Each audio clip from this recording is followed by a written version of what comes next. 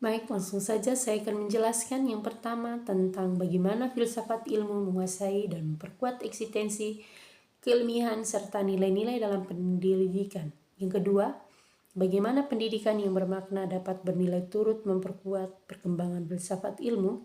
Yang ketiga, mengapa filsafat ilmu dapat disebut sebagai pisau analisis yang termaksud dalam ontologi, epistemologi, aksiologi dalam membedah persoalan-persoalan pendidikan. Yang keempat, contoh konkret penerapan filsafat ilmu dalam praktik pendidikan, misalnya dalam kebijakan, kurikulum, atau proses pembelajaran.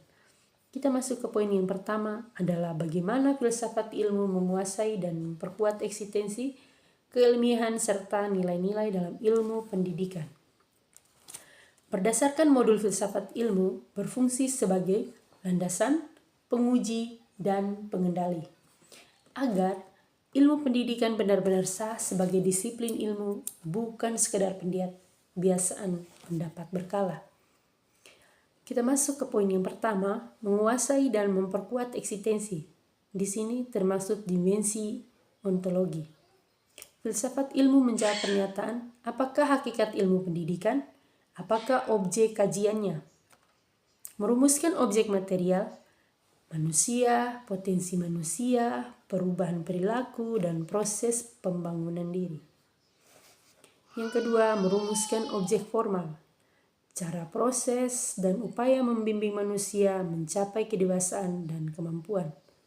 Dengan ini, ilmu pendidikan memiliki batasan identitas dan ruang lingkup yang jelas, sehingga berdiri mandiri dan tidak melebur ke psikologi atau sosiologi. Eksistensinya terjamin karena memiliki hakikat yang jelas. Kita masuk ke poin yang kedua, menguasai dan memperkuat keilmiahan. Di sini termasuk dimensi epistemologi. Filsafat ilmu mengatur bagaimana cara memperoleh, menyusun, dan menguji pengetahuan pendidikan. Menetapkan kaidah pengetahuan pendidikan harus rasional, sistematis, teruji, dan dapat dipertanggungjawabkan. Memastikan teori, metode, dan hasil penelitian pendidikan memenuhi syarat keilmuan, dapat diuji, konsisten, dan berdasarkan bukti, bukan sekedar mitos atau kepercayaan. Memilih mana pengetahuan yang benar dan mana sekedar asumsi. Yang ketiga, menguasai dan memperkuat nilai-nilai. Di sini termasuk dimensi aksiologi.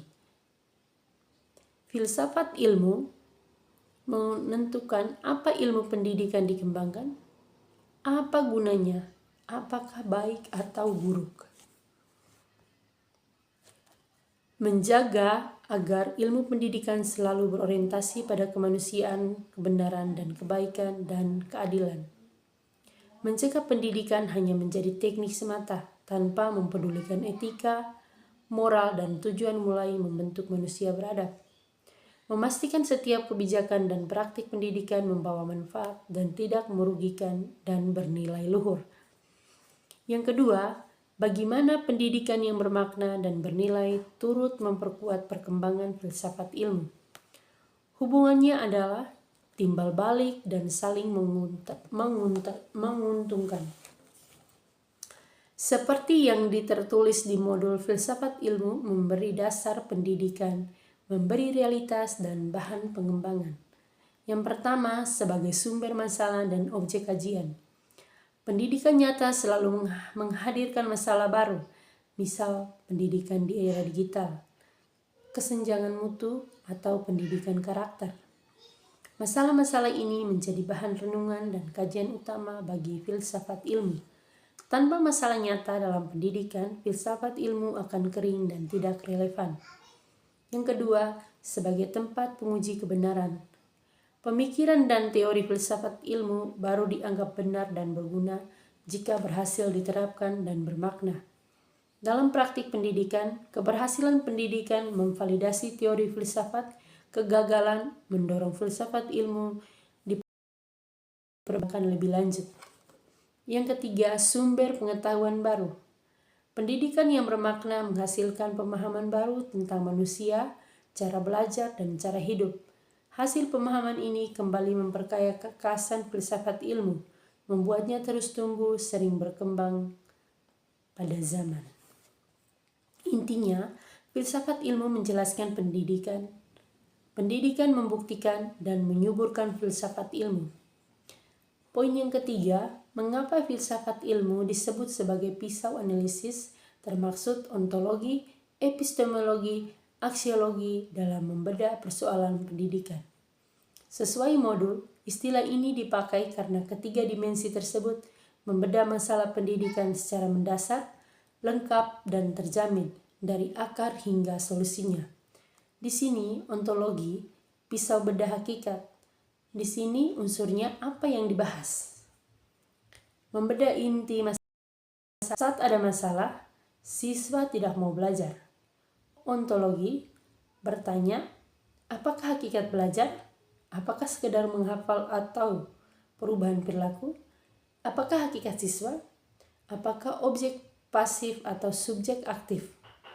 Jawaban ini menentukan kita melihat masalah dari sudut yang berbeda, tidak keliru memahami akarnya. Yang kedua, epistemologi, pisau bedah dengan cara kebenaran. Bagaimana cara tahu dan membedah metode, cara, dan kebenaran pengetahuan. Di sini pertanyaannya, bagaimana cara menyampaikan materi agar benar dan dipahami?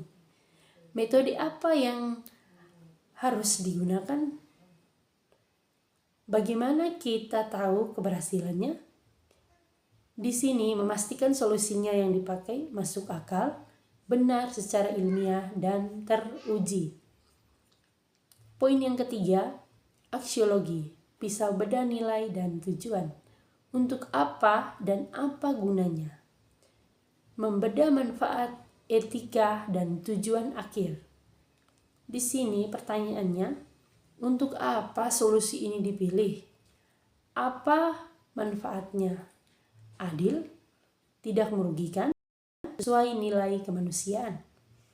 Memastikan pendidikan tidak hanya benar cara kerjanya, tapi juga baik dan bernilai. Alasan disebut pisau analisis karena dengan ketiga ini tidak ada sisi masalah yang terlewatkan. Kita tahu apa masalahnya, bagaimana cara mengatasinya, dan apa solusi bernilai baik. Contoh konkret penerapan filsafat ilmu dalam praktik pendidikan. Yang pertama, dalam kebijakan pendidikan kurikulum merdeka. Kita masuk yang pertama, ontologi. Membangun peserta didik sebagai individu unik, punya potensi, minat, dan bakat berbeda. Hakikat pendidikan bukan penyeragam, tetapi pembangunan potensi. Yang kedua, epistemologi. Cara belajar tidak sekedar dengan catat, tetapi eksplorasi proyek dan kontekstual. Penilaian berproses bukan cuma uji akhir. Aksiologi.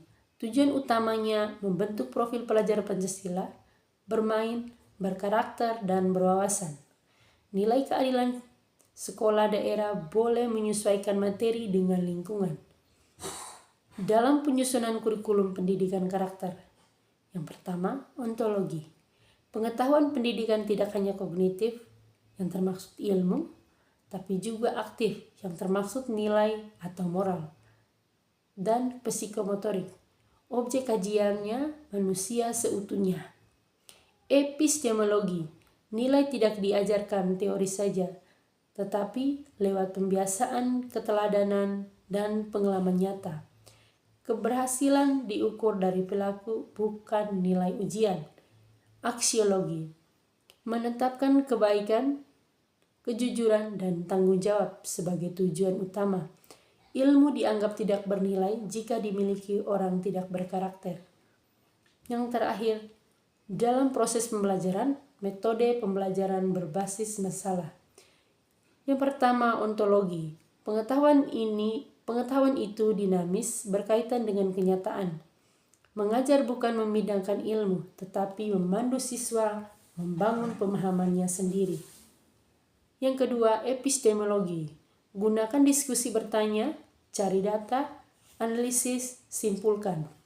Melatih berpikir kritis dan logis. Ini penerapan metode ilmiah dalam belajar.